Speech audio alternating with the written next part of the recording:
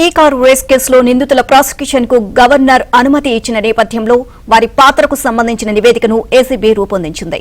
ఇందులో పలు అంశాలను సవివరంగా పేర్కొంది. హైదరాబాద్ లో ఫార్ములా ఈ కారు రేస్ నిర్వహించాలనేది కేటీఆర్ తీసుకున్న సొంత నిర్ణయమని, ప్రభుత్వ అనుమతి లేకుండానే ప్రైవేట్ సంభాషణలతో రేస్ నిర్వహించారు అని ఏసీబీ పేర్కొంది. ఇందులో క్విడ్ ప్రోకో జరిగిందని, బీఆర్ఎస్ పార్టీకి ఎలక్టోరల్ బాండ్ల రూపంలో 44 కోట్లు అందాయి అని తెలిపింది.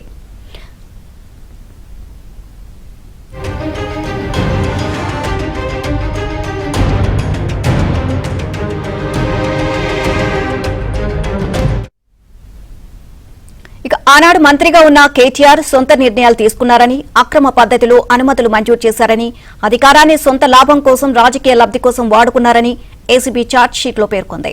హెచ్ఎండీఏ ప్రమోటర్ గా ఉండేందుకు గాను నిధులు ఉపయోగించారని, కానీ దీనిపై రాష్ట్ర ఆర్థిక శాఖకు ముందస్తు సమాచారం ఇవ్వలేదని నివేదికలో ఏసీబీ పేర్కొంది.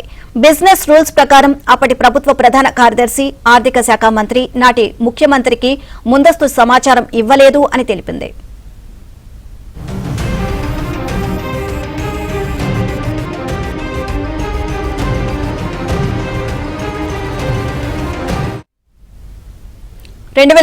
అక్టోబర్ 30న చేసుకున్న రెండో ఒప్పందం ప్రకారం సీజన్ 10, 11, 12లను నిర్వహిస్తే ప్రభుత్వంపై 600 కోట్ల భారం పడుతుంది అని అంచనా వేసింది.